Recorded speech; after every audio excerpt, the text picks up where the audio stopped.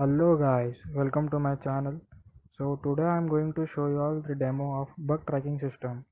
The bug tracking system can used by the students, professors or developers community. So what it does is the system tracks the status of the bug posted by the user in the form of ticket and which helps the user to take response of the posted bug from the community experiences. The features of the system are in the demo, so watch the video till the end. And if you haven't watched the previous video, link is in the description. Enjoy the video.